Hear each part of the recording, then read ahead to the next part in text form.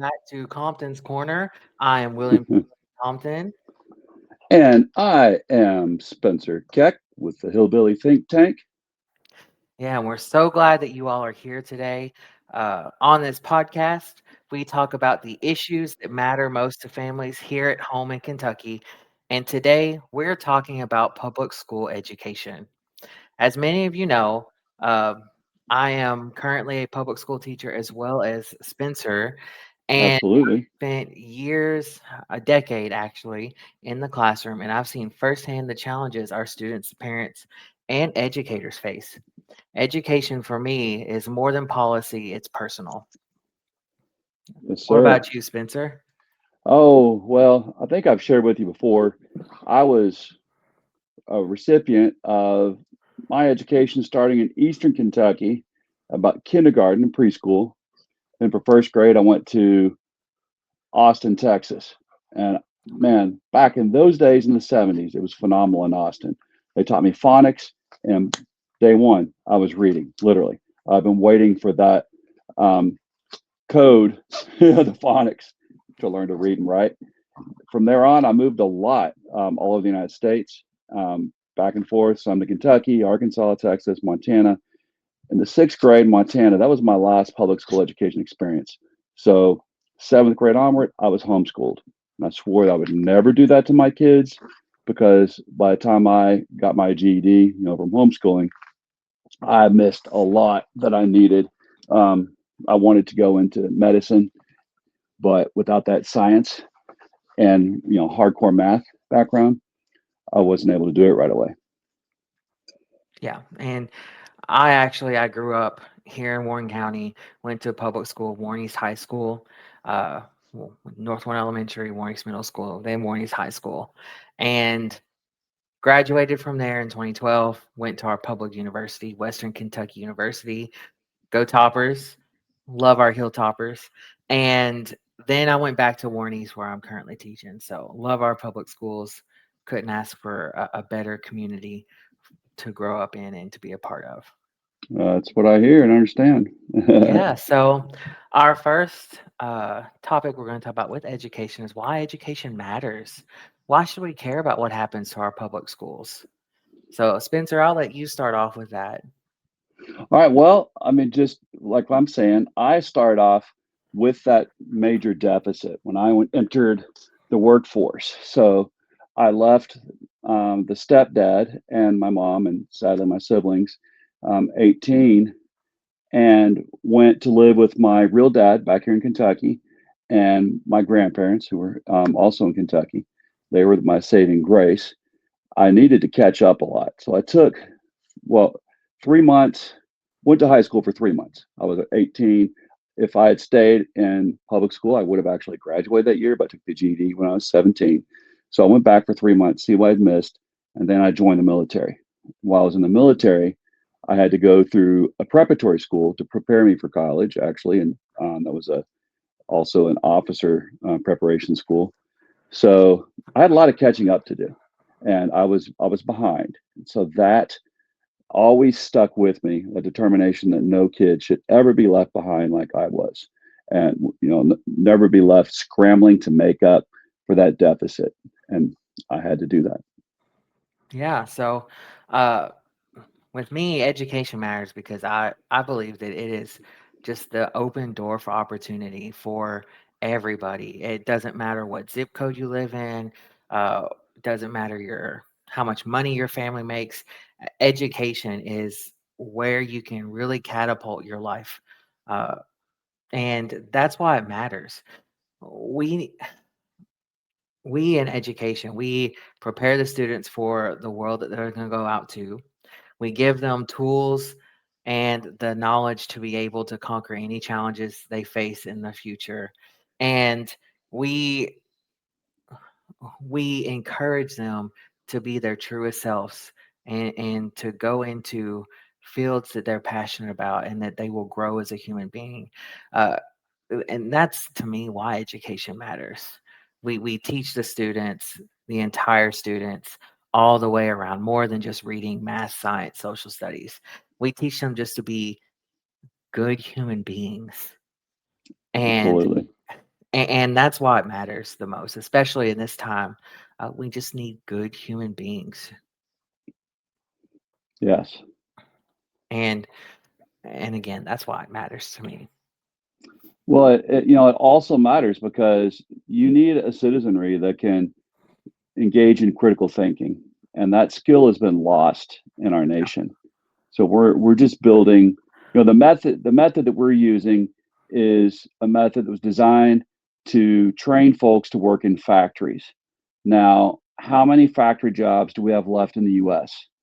And there's always talk about bringing back factory jobs. Well, when we do, what do we bring them back to? We bring them back to robots doing them. Automation, very little human reaction or interaction. Really, it's just managers of robots. So that's a lot less humans that can be employed in factories these days. So, what do we need to educate students for then? Do you think, William, if they're not going to be factory workers anymore, and our model was based on training folks to work in factories? Oh, you said it. To be able to think critically, to be able to solve problems that they'd never seen before, and to be able to come up with solutions for those problems. I Yes. actually, one of my coworkers, it's kind of funny that he is one of my coworkers. He was a teacher when I was in middle school, and I actually went to school with his son. Oh, And wow. we were in band together. His son's an amazing tenor sax player. And on Friday, we had a PLC day. So the teachers got to go into the building, and we got to collaborate with other teachers to make sure we're all teaching the same thing and getting all the content out across the building the same way All day long? all day long. All right. It was great. But I asked him how his son was doing because I hadn't heard from him in a while. I knew he went to college and got a master's degree. And he was talking about how his son is an engineer and he's working on a, and I'm going to completely butcher the description of this because I'm not an engineer, but talking about how, for example, if you were heating up a bar of metal, how in like the middle of the bar, you put most of the heat, but the heat spreads out across the bar and you lose that energy as it spreads out across the bar. I think that And might be metallurgy, right? something along those lines. I Um, have a son that's in engineering school, so I can pretend like I know what I'm talking about, but like you, Yes, I and so anyway, his son now they've told them like, and he said this as a basic example. Let's say that the amount of energy that's lost on the outer edges of this bar of metal is around 120. I can't remember how they describe the energy, but it was 120 whatever they measure energy in. You can tell I'm not a science teacher. And they said they want to get them as close towards that middle portion as possible to where they're losing less energy. And so he was saying that his son has been able to do and work on problems that have never been done before and has been able to lower that range of lost energy down to like 20 from 120. And that's never been done before. That is innovating the industry standard for this. And And which school is he doing to? I mean, going to do this? oh, he's graduated already Oh, okay, with his all right. master's degree. Ah, But he and so he has is already started changing the industry standard for this by this technique and formulas and being able to solve that himself. And that's something that we as teachers are preparing our students for, especially in this day and age. We're seeing with AI, we're seeing with technology, things that we've never thought possible are slowly starting to become possible. And that's what absolutely. education, giving the students the knowledge and ability to solve those problems that we thought in the past maybe couldn't be solved or never thought of before. That's why it Well, matters. you're mentioning AI. The thing is, AI is now replacing critical thinking. Yeah. That's something we need to deal with also. Yeah. Students believe that they don't need to think anymore. AI is great if you're already a critical thinker, but if you're not a critical thinker, and you're using it to do your work completely for you. Write your papers for you. You're not developing that part of your brain that can engage in critical thinking skills, process thinking skills. AI should enhance that, but not replace it. That's something we have to address right Yeah. now before AI takes over completely. There's folks that know this engineering, folks like you're talking about, that didn't do all their paper writing through AI, but are now using it since they've graduated. Sure, they used some while they're in school, but letting it do all their schoolwork for them is not good for engaging your own personal mind, developing your mind. Yeah. Exactly. And that's actually a fantastic segue to the second topic. Uh, what have we seen gone wrong with our education system? And that can be with legislation, with political administration on their attacks or supposed support of public education, or things like AI. So Well, I believe there's two things that have gone wrong. Number one, well, I'm sorry to jump right in, no, but you're fine. I was just laughing because that dog is adorable. he's the light of my life. To be honest with you. I love it. um, so two things gone wrong.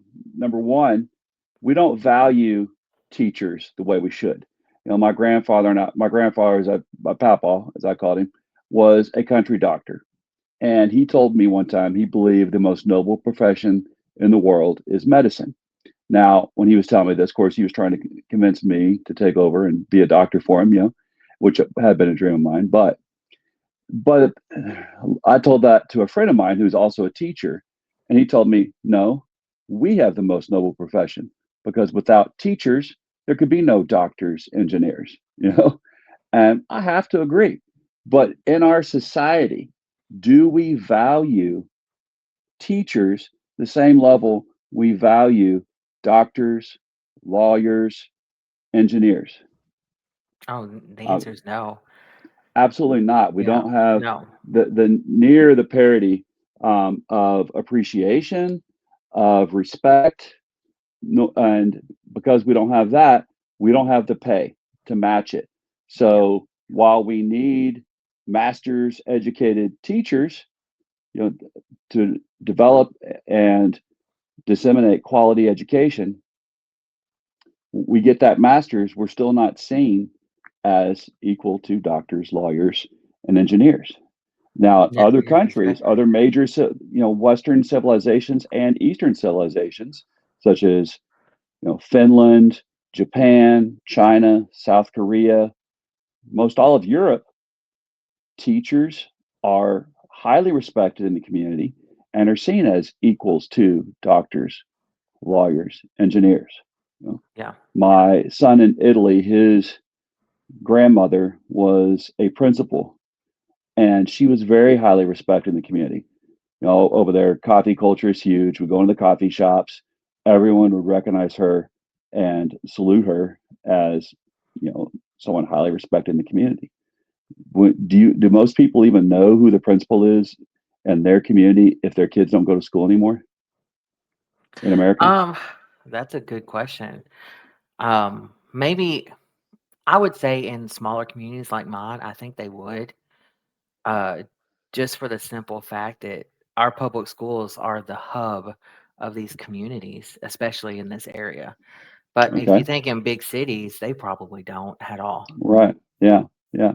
Even if you're really, somewhere really close to the school, I'd be surprised if they did.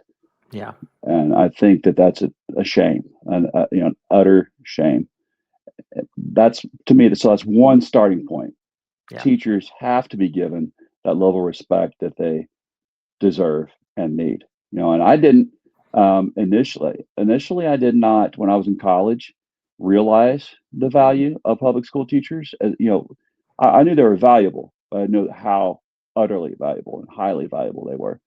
Um, but so the other point that I believe, and I'd like to hear your opinion on this, please weigh in, is I believe that we need something a little more European style when it comes to education. You know, when you get to high school in Europe, you go two different tracks.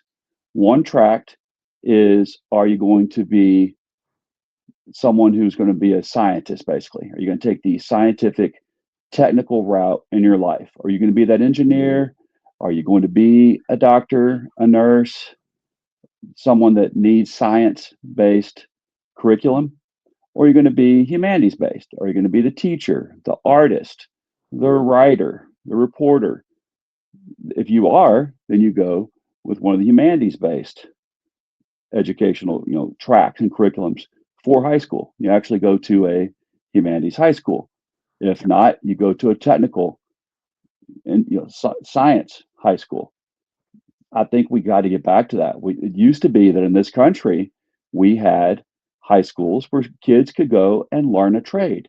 So when they left, they could dive right into that trade. Do I really need my mechanic to know trigonometry? Do you I think? don't think so, no, just as long as they I know how think. the your car works and how to fix it. Right. Yeah. How many times do kids tell you, William, am I ever, well, not music. I think everyone needs music, but that's just another subject because that really does. No, no, I'm serious. There's studies that show that develop the Yes. side of the side of our brain. You're saying that your friend who's an engineer now, he played the saxophone. Oh, yeah. Well, music develops the mathematical side of your brain. Yeah. So if you become really good at music, technical music, that uses the side of your brain that's great for math. Just it's a fact. So we need music. Yeah. Now, does everyone need trigonometry? No. Don't think so. Did you have to take trigonometry to graduate high school? It was embedded in our algebra course. Um, when I went through high school, we had to have 4 years of math, and it was on a standard path of you had algebra 1, geometry, algebra 2, pre-calculus, and then calculus if you were advanced and took that algebra 1 in middle school. Um, Okay. and I do know that now in Kentucky, they just recently changed it to where you don't have to have specifically algebra 2. You just have to have so many years of math. And I think replacing that with math that we'll see in everyday life, like how are Yes. you going to balance a checkbook? How are you going Yes. to Now, find out how much you need for a recipe if it's not in what you have in your house, absolutely. things of that nature.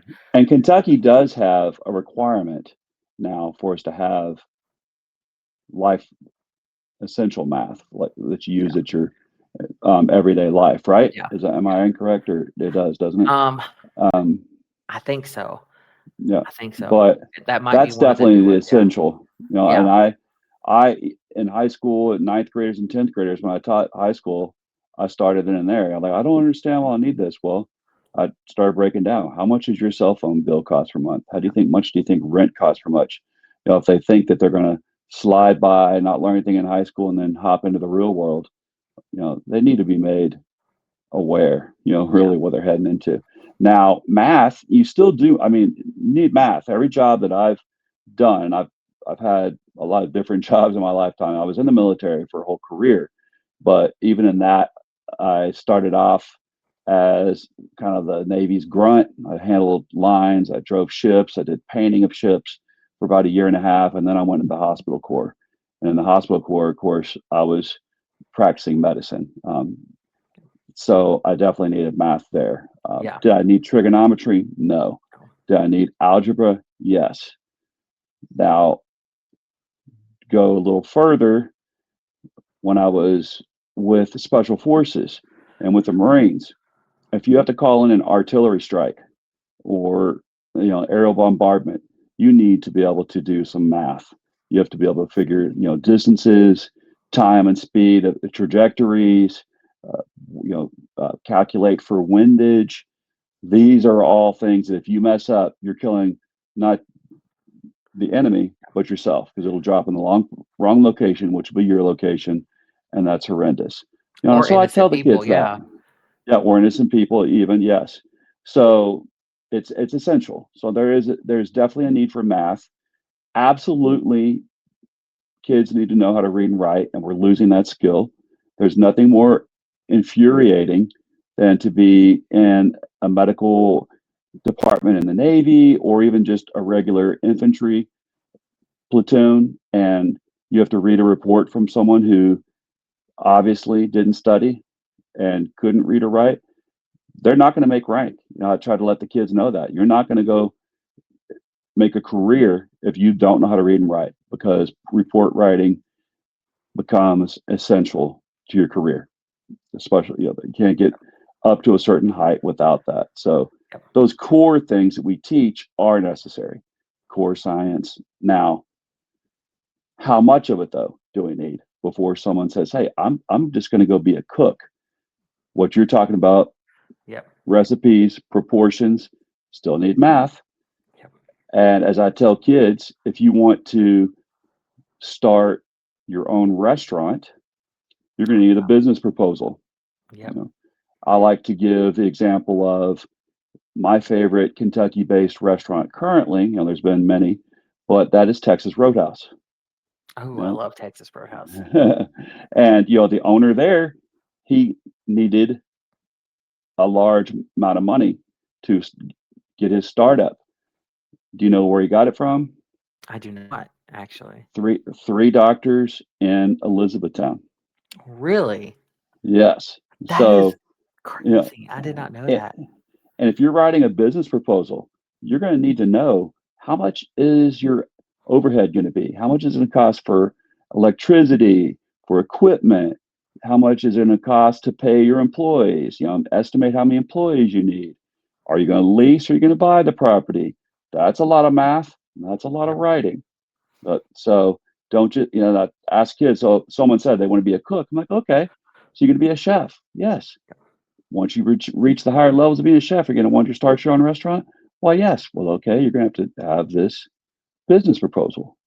And if you want to talk to a doctor, like, the owner of Texas Roadhouse did, or the, Yep. the starter, you're going to need to be able to use correct English. They're going to expect proper English in your writing and your speaking, your presentations. So it behoove you to learn how to give your oral presentations here in school. These are all things that kids think are necessary. And as they're, playing on Twitter and whatever other social media they're hooked on, Yeah. you know, It's astounding to me that in middle school, when we ask kids, "What do you want to be when you get older?" And that's kind of the age that we see in my schools where they start planning their lives out. And the yeah, number of kids that will say either they want to be a famous athlete influencer. or a TikTok influencer, a Twitch Yeah, streamer, yeah. and my response to them was always, "What are you doing now to make that happen?" I'm like, "What?" And I have True. a kid who's wants to be a famous basketball player. How much are you practicing? Well, I'm good already.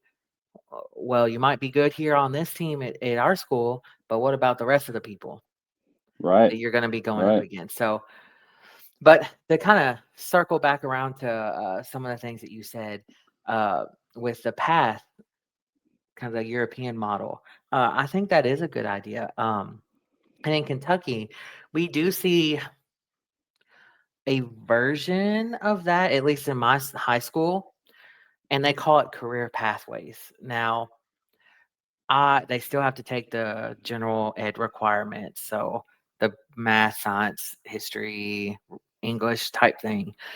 But the thing that I like the concept of it, and with a lot of things that we've noticed on the state level, is they start out with a good concept, and then legislators get their hands on it and destroys it. Right, And so it started with a good concept, but they completely neglected the other side of the coin, the arts and humanities side. Uh, we have we've had students go up to their guidance counselors and say, "I want to be a band director. I want to be an orchestra director. I want to be a choral director. I want to do this. I want to do this. I want to go and be a performer." We have a student from our school who went to Broadway in Nashville, not Nashville. Sorry, New York. I don't know why I said Nashville, no, but there went is one there, but to but went to Broadway and has performed in shows up in Broadway, and they don't have those pathways for those kids to learn more. And they say it's because those fields are not profitable and they're not and they're more abstract, so it's harder for them to pull data and to assess them along the way. And that's where I think we've gone wrong is I think that in education we're just so data heavy that we forget that we need to be teaching the kids, and it shouldn't be all about a grade. It shouldn't be all about this percentage here, this percentage there. Yes, it's good to see the growth of the kids, but it shouldn't be all about a number on a page for these kids. I mean, in my middle school, we get kids all across the spectrum. I'm sure you do too. Some low achieving kids, high achieving kids. And just seeing the kids grow throughout the year, that's what we should be, in my opinion, should we be focusing on, not Well, the dollars let's are all yeah, tied up in can they pass the standardized test standardized at the tests, end of the year. exactly. And so it's teaching to a test, but Mhm. not teaching to really real working knowledge. Again, those critical thinking skills, Yes. how much of that is tested with the standardized test? Yes, and That's and I'm sure you've seen it. I've seen kids come in who at the start of the year would be considered low novice type area, and when they take the test, they're testing it high apprentice, and they've grown from that low novice to high apprentice throughout the year, but because they didn't quite make it to proficient or distinguished, the school gets punished, right. gets penalized, and but the kid grew tremendously, but just because they didn't reach that, and I think that's what one of the big things that's gone wrong is we're so focused on we need to get kids graduated. They have to be at this benchmark immediately and punish the schools. Well, we need to grow the kids to meet that benchmark. And if a kid's not meeting that benchmark, we need to hold them back and get them to that benchmark and help keep them growing. And that's what Now my opinion is. I agree with you. How much of the educational problems come from parents not realizing that they need to push their legislators to increase teacher retention, increase teacher pay, you know, ask where the dollars are going, ask why more dollars aren't going there. There are plenty of people that I've worked with before in other fields that were teachers for a year, 2 years, 3 years, 5 years. They loved it, Mhm. but they couldn't afford to buy a house that their cohorts that had master's degrees could afford in other fields. Yep. So, they made a career switch. Like, oh boy, I love those years I was a teacher. But they went, if they were a math teacher, well, they were able to segue into a technical field. If they're a science teacher, same deal. They're able to move elsewhere and prosper. We don't need to keep people out that really have this passion for human development, which is what we're into. That's what Yeah, you and I are talking exactly. about. Yeah. And so Well, that's just back to valuing yep. this profession and valuing not just this profession, but the product of this profession, which is an educated, critically thinking populace.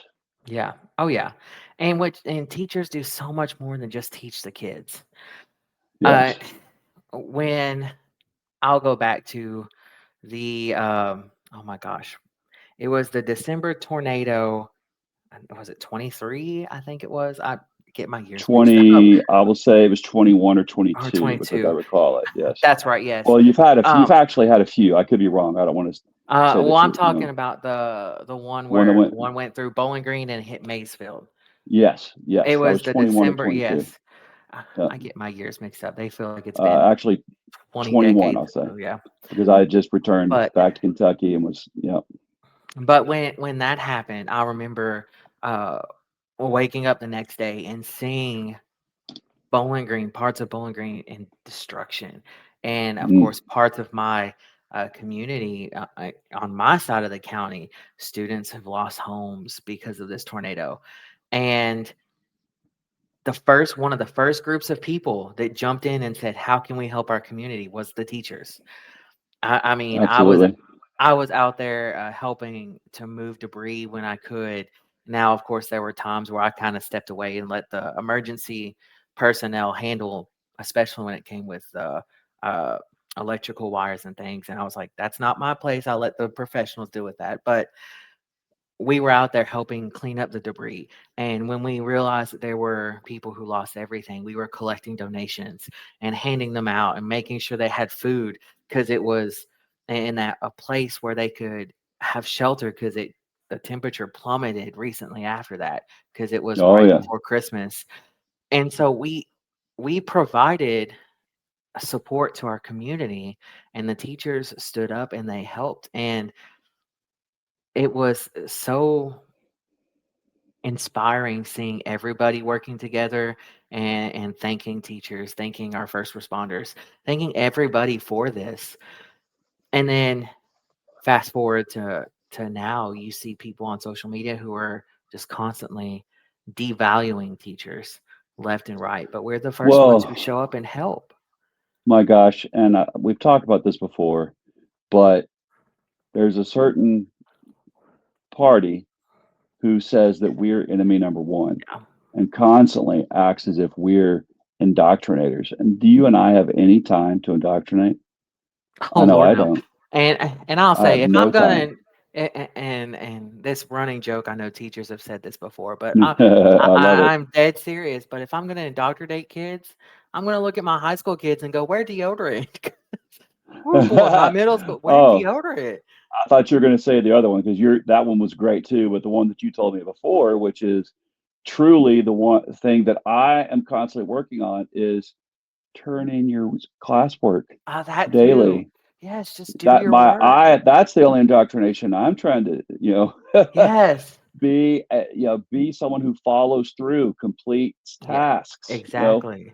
I and that's all I'm trying to figure out how to do every single day is how can I make my lesson engaging, and if I know that I did make it engaging, how can I get a few kids who seem to think that their only reason to come to school is to warm a seat, Yeah. not to turn anything in. I don't have any time for the so-called indoctrination that Exactly. is that they're selling us as being enemy number one. They don't have Yep. any communist nations anymore to terrify us about.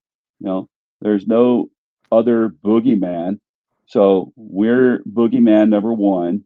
You know, Yep.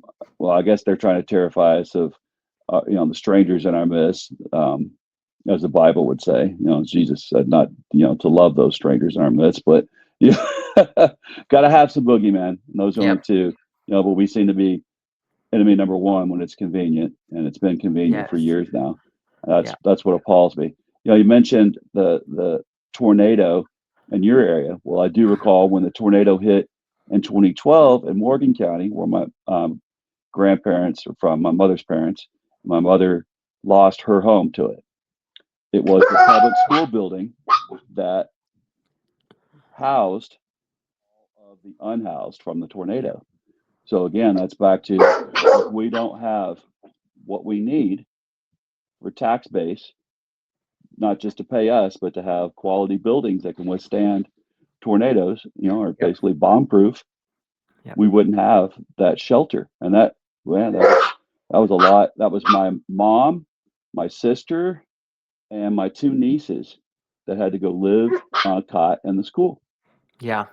public school, And yeah, and I mean, when anything happens, your your living whatever. alarm, your home alarm Yes. hits.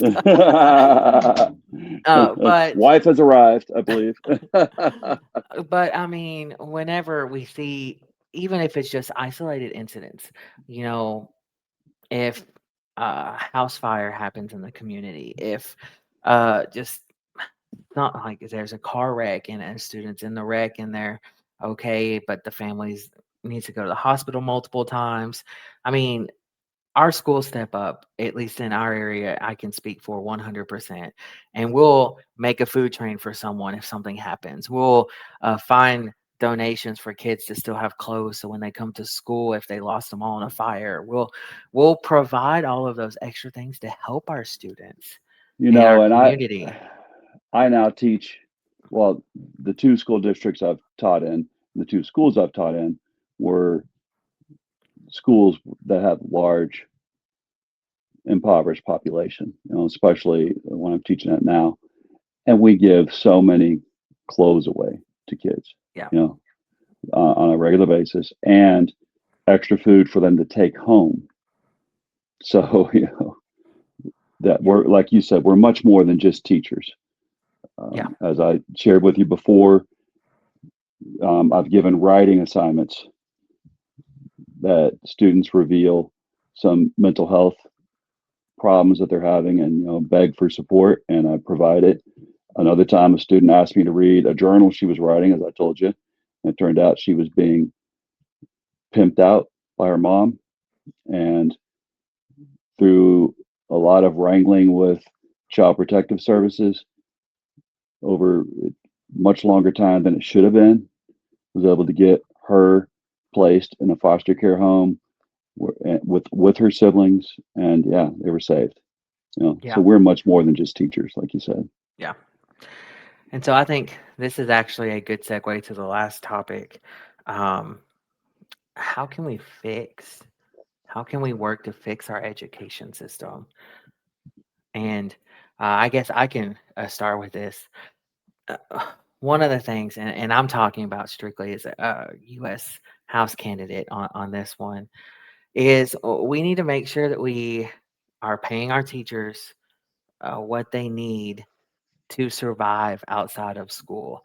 Uh, students, I'm sure they always joke around with you, but my students always, when they see me out in public, go, "Wait, you don't live in the school?" No, we have homes, we have families, we have bills, we have X, Y, and Z that we have to still do to survive.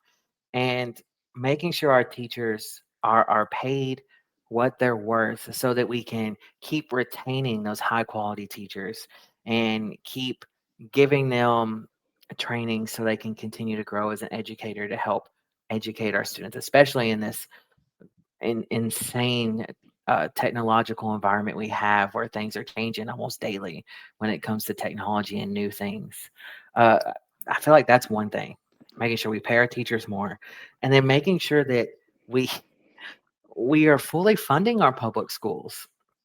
I mean, Yes. it just blows my mind the fact that we're not willing to give funds to our schools to ensure that our students are successful. I mean, we are seeing this current administration taking funds away from our special education populations. And by that we mean the And federal yeah, administration. yeah, yeah. Yeah, but Yeah, taking funds away from our special education populations and absolutely. taking funds away to ensure that our students can come to school and have food that they don't have to worry about paying for, because students are young. They don't have jobs. They shouldn't have to worry about if they're going to get food or not when they go to school. Seeing them take away uh, funds that help provide our what they like to call the extracurricular activities, like the music programs, the art programs, the woodshop programs, those tech programs that you were talking about earlier. Those programs that are probably the sole reason those kids want to go to school and helps their Absolutely. mental health. And then getting rid of uh, whenever we have a mass shooting event, a lot of politicians like to say, well, it was mental health. It was mental health. It was mental health. We have a mental health issue, but they're getting rid of funding for mental health counselors in our schools. I know my Yes. school, we used to have a mental health professional in my high school and middle school. It was one person who served both schools. And they had that across the district for all of our schools, at least one person for every two or three schools. And now it's down to 3 people for the entire district, 3 mental health counselors. And And we what's the don't have the funds population of to. your district? So that makes, you know, sense to folks. We have uh 14 elementary schools, 4 middle schools, 4 high schools. Yes, that's very We're sizable. we're about to have 15 elementary schools actually. Yeah. And that's also not including our pre-K school, and then they're also about to launch next school year an innovation academy, which is pretty cool, and I can talk about that later. Um, but we need to focus on putting those resources back in the schools for these kids. We really do, and providing that funding for them, and getting rid of funds given to schools based on state testing. I've always thought it was a little bit backwards in the state testing world when I hear, well, if your school doesn't have good test scores, you're going to lose funds. And in my head, I'm thinking, well, if they don't have good test scores, you need to put more funds there to give them more resources to lift them up. That's what has always went through my mind. Well, actually, there's two ways to get more funds.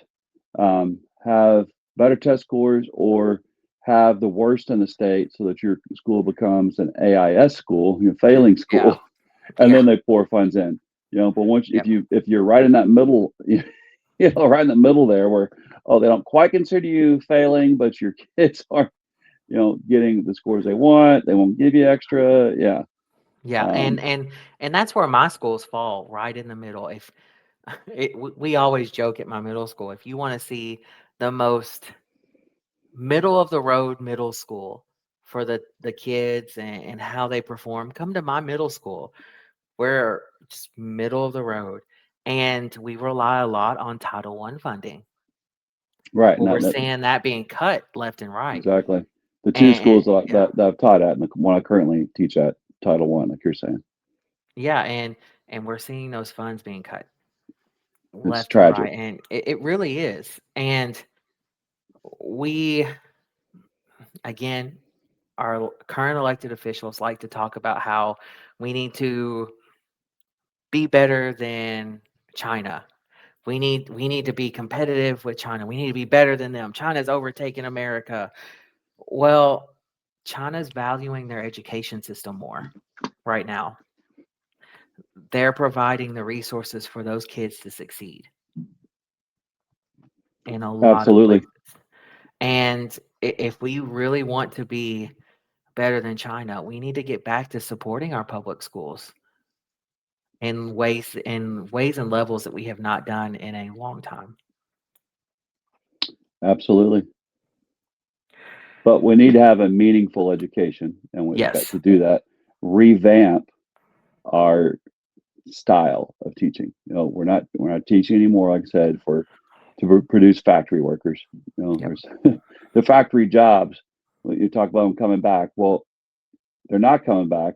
Any that are coming back are automated. So they have fewer people working than they did before they left. It's robots doing the jobs. So Yep. we need critical thinkers. We do still have a need for welders, mechanics, Yep.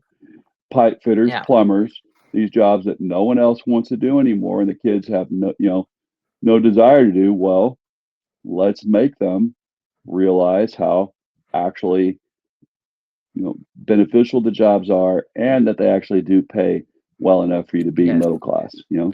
Yeah. And that's what I again, when I was going through school, we was always told if you want to have a good life, go to college, get a degree, you'll be set for life when you get your degree. And I push that Oh, still yes. myself. Yeah. I do. I'll admit, And but and I'll tell my students, if you want to go to college, if you want to be a doctor, if you want to be a psychologist, if you want to be a teacher, go to college, follow that path. But if you want to go into a hands-on degree, there's nothing wrong with you doing that, like you said. right, Nothing wrong with it. right. Um, I actually had 2 seniors last year. Well, it was really 3 seniors last year. They are currently going to a tech school for woodworking, but they took my class. They loved music. They were in the woodworking class at my high school, and they even built me a podium for my class. They built me Oh yeah, a music stand that I don't know how much this says about me, but they put the music stand and they wood burned the Death Star on the stand.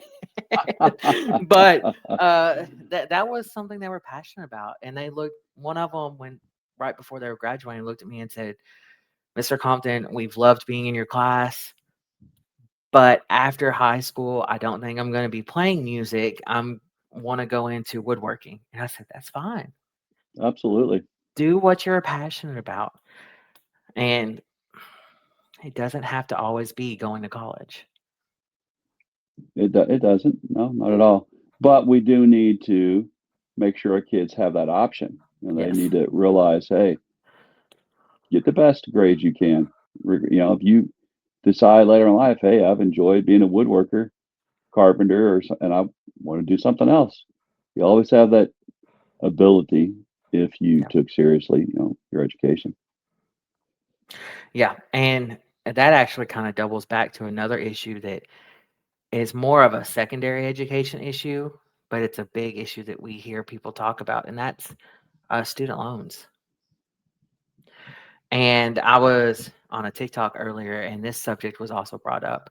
And I find it insane that we have a student loan system for our students who do go to college, and myself included, a student loan system that is so predatory with the interest rates that you can pay off your student loan. But because of the interest rates, it looks like in some cases, if not many of them, that you either haven't touched your loan or you're owe more than your original loan was, even after you've paid off the loan to Which is end another it fund. reason Yeah. we can't get enough teachers or Yes. nurses in this nation because by the time you pay off your loans, if you went into some other field or career, you'd be paid more. You could Yep. pay them off quicker, or you could actually pay them off and not spend 30, 40 years trying to pay off what was supposed to make you a beneficial citizen, a teacher, Yes. nurse. Exactly.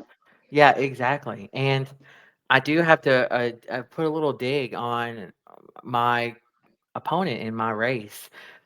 He, in 2016, said he wanted to tackle that student loan problem. And that was going to be a central idea to his campaign in 2016. Well, it's now 2025. That predatory system's still there, but he Yes. had the audacity. And for those watching, I'm talking about Brett Guthrie.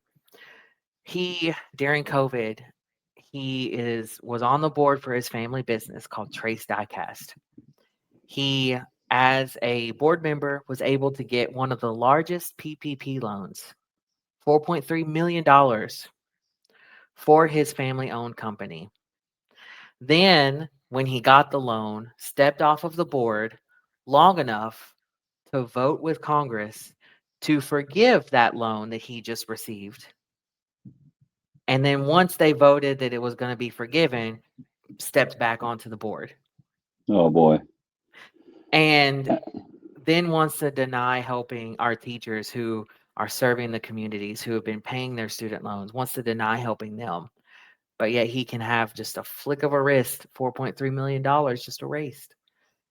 To me, that's hypocritical.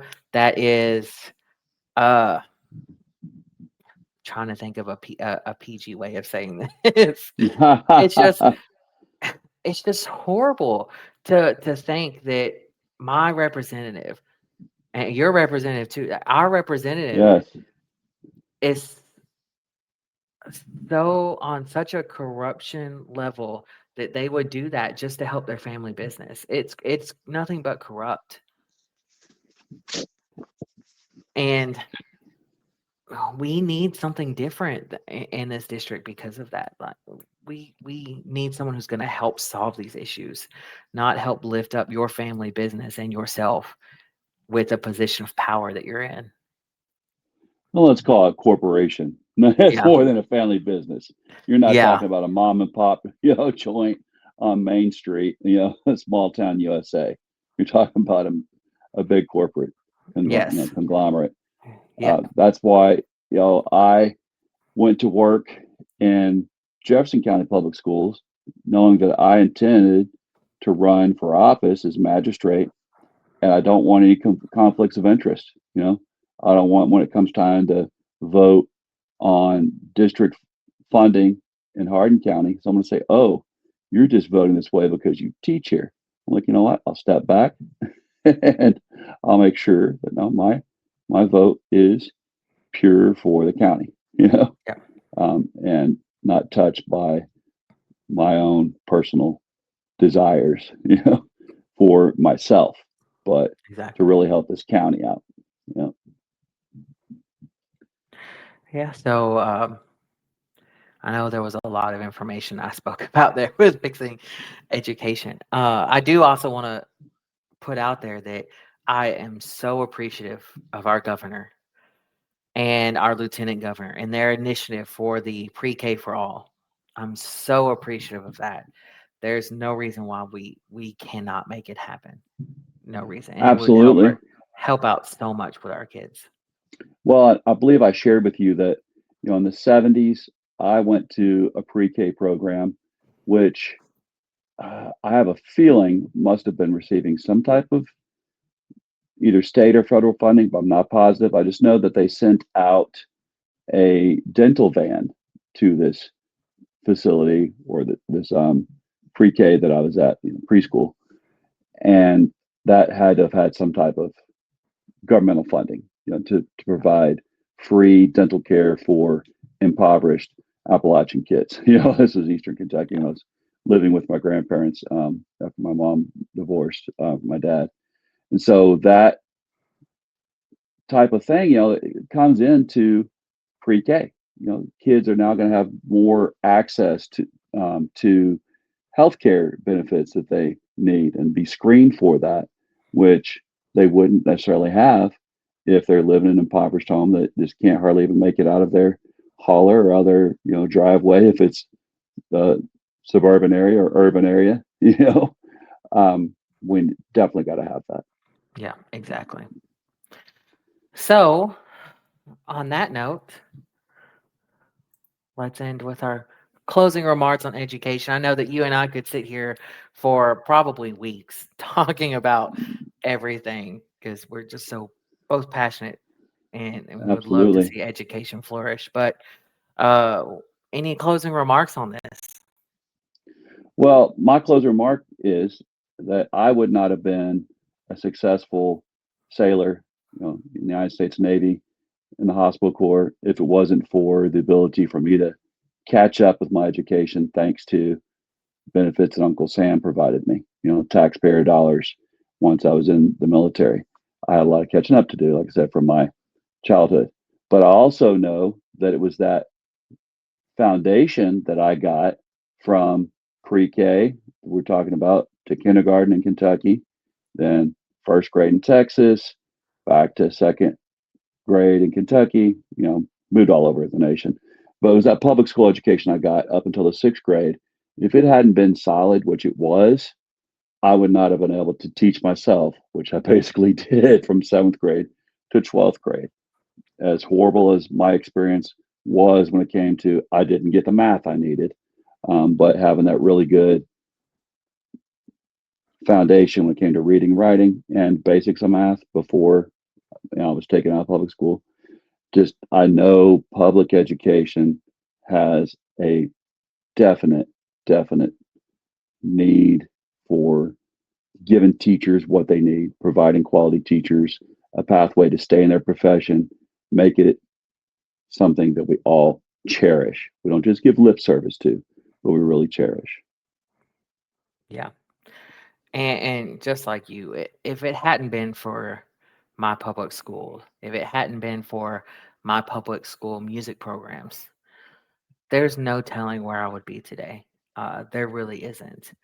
It provided me not just an opportunity to grow and learn as an individual, but it gave me a space where I could be myself. I could learn to navigate the world, and uh, amazing educators throughout the way who are now close friends who I've seen retire and have worked their tails off, and they've become mentors to me still. I my middle school band director and high school band director at my school both taught me, and I still go to them and ask them, hey, how would you deal with this, how would you deal with that? So our public schools provide more than just the education our kids need. But uh, uh, here's the bottom line in my mind: our Congress, our state legislators, they have the power to help make our public schools flourish in this country. They can be the ones that can help turn the tide to make our communities respect the education field more just by their words and their actions. And they can make sure that we have expanded opportunity for every one of our students. But Absolutely. until we elect people who are going to do that, going to be those voices that advocate for our public schools, it's not going to get any better. We're going to keep seeing the attacks on public education. We're going to keep seeing uh, funding being taken away from schools, and we're going to keep seeing our public education system start to diminish more and more every year. And that I say this a lot, but the students that I currently teach, the students that I will teach in the future, they're the whole reasons why I'm running for this seat. Absolutely. That's And right. I wanna provide an education system, a world just in general that they can thrive in. And it starts with the education system that they're going through. So it's so important to me. Such an important thing that we need to focus on. Absolutely. Yeah. So we're hitting up the 1 hour mark. It's been a great conversation. So uh so to close this out on the next episode of Compton's Corners, we'll be talking about rural issues that face our rural communities here in Kentucky. We'll have a couple other special guests on to talk about that with us. And I want to thank everybody for watching this, and we'll see y'all next Sunday. Thanks a lot. And let's remember to take care of each other, love one another, because Exactly. we are brothers and sisters keepers. Exactly. Well said. Thank you all so much.